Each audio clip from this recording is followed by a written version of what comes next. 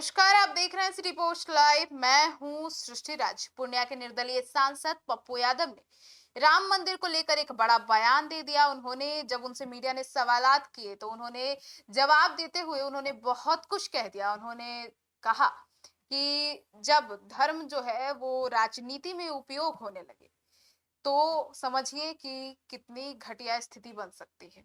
और भी बहुत कुछ कहा पूर्णिया के सांसद पप्पू यादव ने। पप्पू यादव से जब सवाल किए गए राम मंदिर में हुई कथित लूट को लेकर, वहां के शिलान्यास को लेकर, तमाम चीजों को लेकर, तब उस पर पप्पू यादव ने कहा कि यहाँ राजनीति हो रही है, मंदिर को लेकर धर्म के नाम पर राजनीति हो रही है। और भी तमाम चीजें वे कहते नजर आए। उन्होंने कहा कि यह राजनीति बहुत बुरी होती है, जिस राजनीति में धर्म का प्रयोग किया जाता है। हमारे यहाँ लोग धर्म के नाम पर बढ़ जाते हैं और हमारे यहाँ आस्था और भगवान केवल गरीब जिंदा रखे हैं। तो और भी बहुत कुछ कहते नजर आए। और पप्पू यादव के इन तमाम बयानों ने अब सियासी महकमे में तो हलचल मचा ही दिया है और कहीं ना कहीं सत्तारूढ़ दल में भी अब इसको लेकर काफी चर्चा तेज हो गई है। वहीं बीजेपी के कई नेताओं पर भी उन्होंने निशाना साध दिया। सुनिए क्या कुछ कहते नजर आए पप्पू यादव। सर, दिग्विजय सिंह ने राम मंदिर की प्राण प्रतिष्ठा और मूर्ति पर सवाल उठाया। कहा बिना कलश स्थापना की प्राण प्रतिष्ठा हुई। राम की मूर्ति कभी काली नहीं बनती, राम की मूर्ति हमेशा मार्बल की सफेद बनती है। ये अपराध जो किया है उसी वजह से दंड मिल रहा है। देखिए, एक बात समझिए, दंड के पाप तो भागीदार सभी दिन से ही लोग हैं। नेता जब से आस्था के साथ खिलवाड़ करने लगे हैं और भगवान के नाम पे राजनीति होने लगी है, धर्म के नाम पर, मजहब के नाम पर, तो ये महाकाल भगवान कहाँ बख्शेंगे। गरीब, middle class, lower middle class ही सिर्फ भगवान के आस्था को संपूर्ण किए हुए हैं। और भगवान यदि आज भी जिंदा है तो गरीब के कारण। जो भगवान को खरीदता हो और बेचता हो वो आस्था कहाँ से।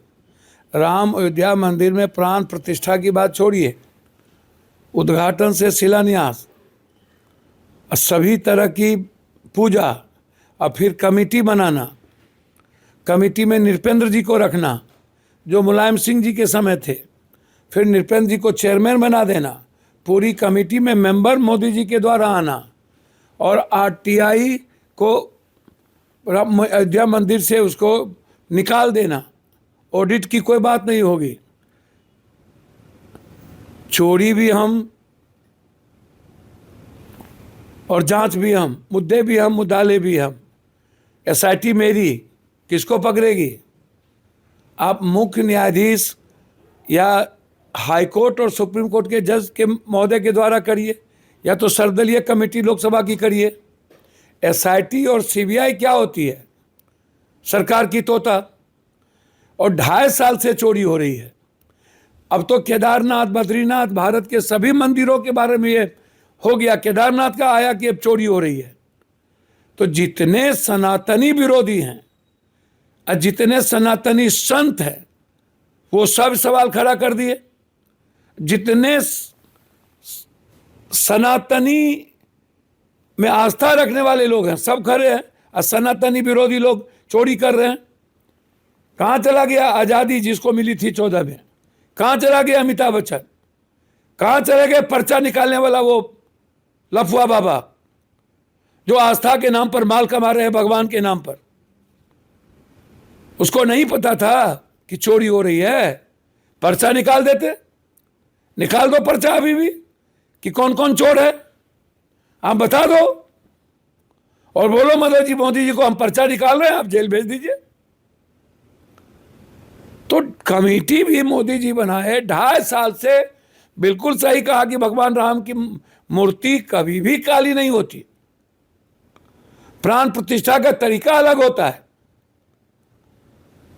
सब कुछ वोट और सियासत और चुनाव के कारण जल्दीबाजी करना, ये कौन सा भगवान की मंदिर। सारे शंकराचार्य विरोध किए थे, हनुमानगढ़ी के संत सब लोग विरोध किए थे। और आज पूरे देश और दुनिया में जो सनातन को मानने वाले लोग हैं आहत है। उसको लग रहा है कि, और उसके बाद स्थिति अच्छी नहीं है। इसलिए सभी मंदिर क्या ऑडिट हो, आरटीआई के तहत लाया जाए और सभी मंदिरों की जांच संसदीय कमेटी या हाईकोर्ट और सुप्रीम कोर्ट के जज के द्वारा हो। असम के मुख्यमंत्री हैं सर हिमंता बिस्वा शर्मा। उन्होंने कहा है कि असम में ध्रुवीकरण की राजनीति की जरूरत नहीं है, क्योंकि उन्होंने समय पर यह नियंत्रण काम उस पर किया है। हमको समझ में नहीं आता है कि कंप्लीट रूप से पूरा देश जब बिहार में जातीय उन्माद प्रकाष्ठा पर हो गया इस 6 महीने के अंदर, पहले से तो जातीय उन्माद था ही, पहले से नफरत की राजनीति तो हो रही थी, लगातार 14 से लेके अभी तक ध्रुवीकरण ही तो हुआ, बांटा ही तो गया, लोकतंत्र को खत्म ही तो किया गया। ध्रुवीकरण के बगैर भाजपा और ये नेता लोग जिद्दा रह ही नहीं सकते। जम्मू कश्मीर के मुख्यमंत्री हैं उमर अब्दुल्ला। उन्होंने कहा कि भारत और पाकिस्तान के बीच वार्तालाप एक बार फिर से शुरू होना चाहिए। सही उन्होंने कहा।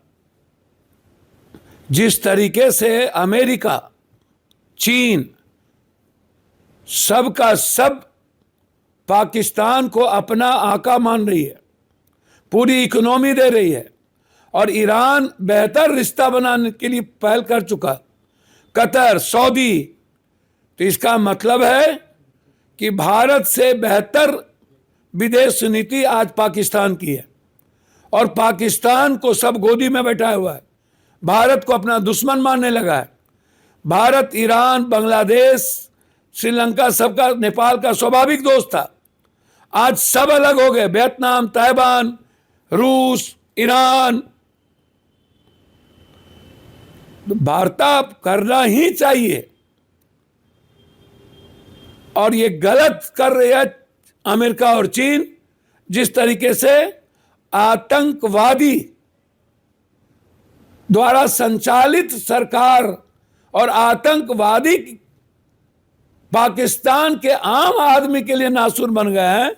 उस देश को इकोनॉमिकल मदद करना और उसको माथे पर रखना, ये विश्व की शांति के हिसाब से सही नहीं है। गुजरात एटीएस ने आतंकी संगठन जैश ए मोहम्मद के 8 आतंकवादी को सर गिरफ्तार किया था। भैया, एटीएस पूरा का पूरा साइबर क्राइम से लेके सारा क्राइम भारत के हिस्से माथा चढ़ गया। इतना बड़ा बड़ा क्या नहीं हुआ। पहलगाम, उसके पहले इतना बड़ा लगभग 6 दर्जन से ज्यादा आतंकी हमला, और इस एटीएस को कुछ पता ही नहीं चलता। जब सारा कांड हो जाता तब एटीएस को पता चलता है। बाहर एटीएस, अब बाहर रॉ। धन्यवाद।